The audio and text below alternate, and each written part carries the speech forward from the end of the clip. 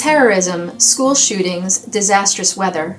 Children with autism need our help to navigate through this world, which can sometimes be confusing and scary. No one has all the answers, and we adults can feel the same struggle as do our children with autism. If warranted, assistance from a qualified professional, such as a psychologist, social worker, or counselor, should be sought to help your child and/or yourself cope with trauma. Let's discuss some ways you as the parent can communicate with, provide comfort and reassurance for, and grow closer to your child. Identify exactly what your child wants to know. Sometimes we may think our children are asking something deeper than what they truly want to know. One way to find out is to ask her to give us more information or clarify her question. A client of mine recently asked me, "Why are the kids in my school making French flags for their classrooms?" I asked her, "What do you mean?" She said while chuckling, "This is the United States, not France. We have to have the USA flag in the classroom." I responded factually. People in the United States and all over the world are thinking about France right now by making French flags. She continued the conversation by telling me how she thinks about France too by learning the French language in school. Obviously, this child was not asking about terrorism and probably was unaware of the attacks. Use alternate ways to communicate, like drawing, role-playing, writing, and so on.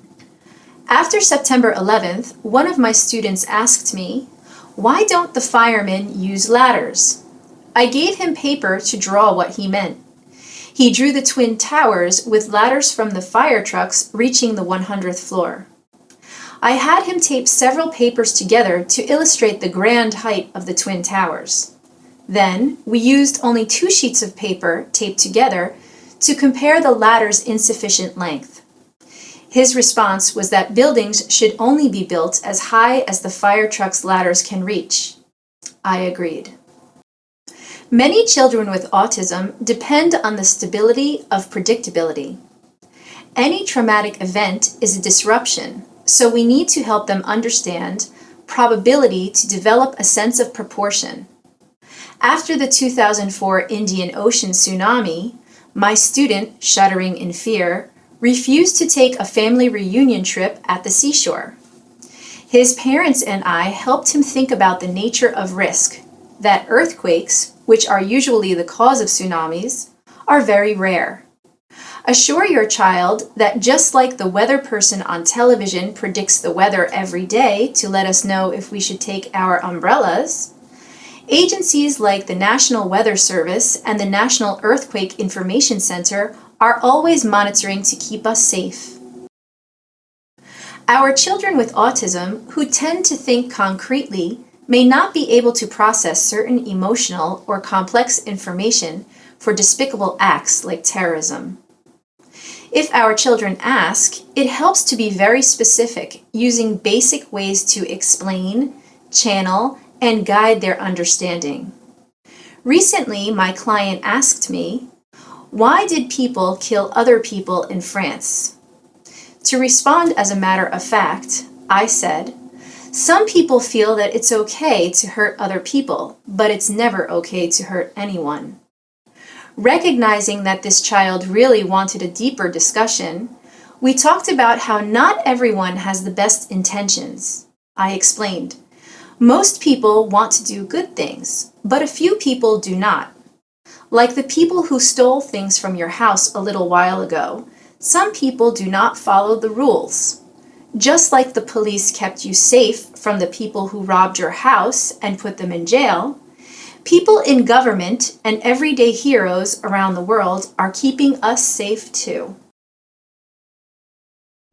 It's okay to tell your child that you are not sure of all the answers, and it is natural and okay to be scared.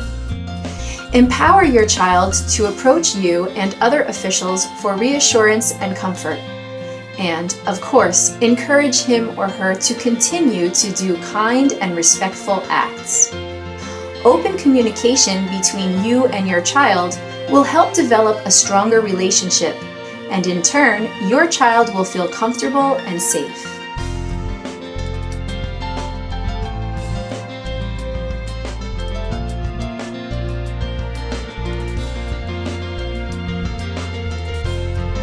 I'm Karen Kabaki-Sisto, a speech-language pathologist, applied behavior analysis instructor, and developer of a life-changing communication method on an iPad app called I Can Have Conversations With You, available on the App Store.